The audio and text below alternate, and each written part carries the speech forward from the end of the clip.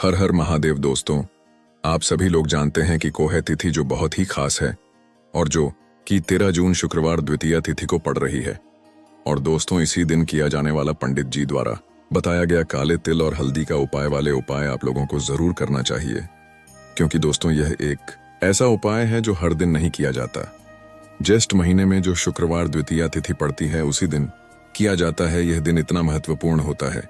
कभी कभी बड़े बड़े पूजा पाठ और अनुष्ठान से जो मनोकामना पूर्ण नहीं होती है, वह शुक्रवार द्वितीया तिथि के दिन एक छोटे से उपाय करने से ही मनोकामना पूर्ण हो जाती है। और बहुत सारे लोगों ने इस उपाय को किया भी है और उनको इस उपाय का फल भी मिला है। अगर आप भी इस उपाय को शुक्रवार द्वितीया तिथि के दिन करना चाहते हैं तो आप इस उपाय को पहले अच्छे से समझ लेना, सुन लेना, उसके बाद करना, आपको भी इस उपाय का फल मिलेगा। सुनिए, ये कुछ बहुत ही खास उपाय हैं जो आपको शुक्रवार 13 जून 2025 को करने हैं। ये दिन आषाढ़ महीने का दूसरा दिन होगा और इन उपायों को करने से आपकी धन संबंधी परेशानियां, हर तरह की रुकावटें और बीमारियां दूर हो सकती हैं। चलिए जानते हैं कि उपाय कैसे करना है। इस उपाय के लिए आपको 2 दिए, थोड़े से काले तिल और एक चुटकी हल्दी चाहिए होगी। सामान क्या क्या चाहिए? मिट्टी या आटे के 2 दिए ले लीजिएगा। एक दिया गोल बाती वाला और दूसरा लंबी बाती वाला होना चाहिए। लंबी बाती आप कलावे के धागे से भी बना सकते हैं। दोनों दियों के लिए शुद्ध घी, बस एक चुटकी काले तिल और एक चुटकी हल्दी। करना कैसे है? सबसे पहले तुलसी के पौधे के पास जाइए, वहां गोल बाती वाला दिया रखिए और उसे जला दीजिए। दिया जलाते समय आपको एयूएम नमो भगवते वासुदेवाय मंत्र का 11 बार जाप करना है। अब अपने दाहिने हाथ में काले तिल लीजिए। जलते हुए दिए के ऊपर उन्हें घड़ी की दिशा में 11 बार घुमाइए। अपना नाम और गोत्र बोलिए और फिर इन तिल को दिए में डाल दीजिए। इसके बाद लंबी बाती वाला दिया और हल्दी लेकर अपने घर के मंदिर में आइए। लक्ष्मी माता की मूर्ति या तस्वीर के सामने लंबी बाती वाला दिया रखिए और उसे जला दीजिए। दिया जलाते समय एयूएम महालक्ष्मी नमः मंत्र का जाप करते रहिएगा। अब हल्दी को अपने दाहिने हाथ में लीजिए।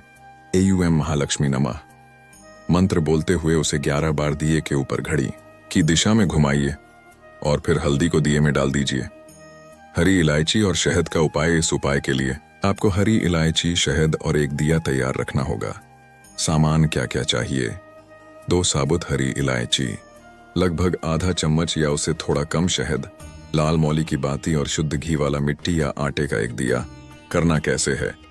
पहले अपने घर के मंदिर में किसी भी देवी देवता जैसे लक्ष्मी या पार्वती के सामने चावल के दानों का एक छोटा सा ढेर बनाइए। इस ढेर पर दिया रखिए और उसे जला दीजिए। दिया जलते समय एयूएम महालक्ष्मी नमः मंत्र का लगातार जाप करते रहिएगा। अब इस दिए में एक हरी इलायची डालिए और कम से कम 21 बार एयूएम महालक्ष्मी नमः मंत्र का जाप कीजिए। फिर बची हुई दूसरी हरी इलायची और शहद लेकर शाम को सूर्यास्त के समय किसी शिव मंदिर में जाइए। हरी इलायची को शहद में अच्छे से डुबोकर लपेट लीजिए। इस शहद लगी इलायची को एयूएम श्री शिवाय नमस्तुभ्यम मंत्र का लगातार जाप करते हुए शिवलिंग पर चढ़ा दीजिए। उसके बाद एयूएम श्री शिवाय नमस्तुभ्यम मंत्र बोलते हुए ही धीरे धीरे एक लोटा पानी शिवलिंग पर चढ़ाइए। चावल के दाने और बेलपत्र का उपाय। यह उपाय चावल के दाने, एक बेलपत्र और पानी से करना है। सामान्य क्या क्या चाहिए? 11 साबुत चावल के दाने। ध्यान रखिएगा चावल टूटे हुए न हो। एक बेलपत्र। अगर आपको बेलपत्र न मिले तो आप शिवलिंग पर चढ़ा हुआ बेलपत्र धोकर भी इस्तेमाल कर सकते हैं। एक लोटा पानी। करना कैसे है? आपको शिव मंदिर में जाना है और उत्तर दिशा की ओर मुख करके खड़ा होना है। अपने हाथ में बेलपत्र और 11 चावल के दाने लीजिए।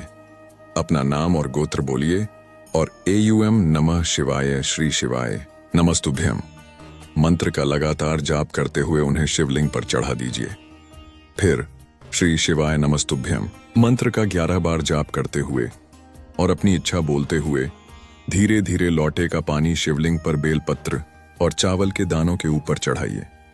शहद और बेलपत्र का उपाय। यह उपाय भी शहद, बेलपत्र और पानी से संबंधित है। सामान्य क्या क्या चाहिए? तांबे के बर्तन में शुद्ध जल, लगभग आधा चम्मच या उससे थोड़ा कम शहद, एक साबुत बेलपत्र। अगर न मिले तो शिवलिंग से धोकर ले सकते हैं। करना कैसे है? यह उपाय आप सुबह से शाम तक कभी भी कर सकते हैं। शिव मंदिर में जाइए और अपने दाहिने हाथ की अनामिका उंगली, छोटी उंगली के पास वाली उंगली को शहद में डुबोइए। फिर शिवलिंग पर माता अशोक सुंदरी के स्थान पर AUM का चिन्ह बनाइए। अब बेलपत्र को अपनी दाहिनी हथेली में पकड़िए। महादेव से अपनी परेशानियां दूर करने और अपनी इच्छाएं पूरी करने की प्रार्थना कीजिए।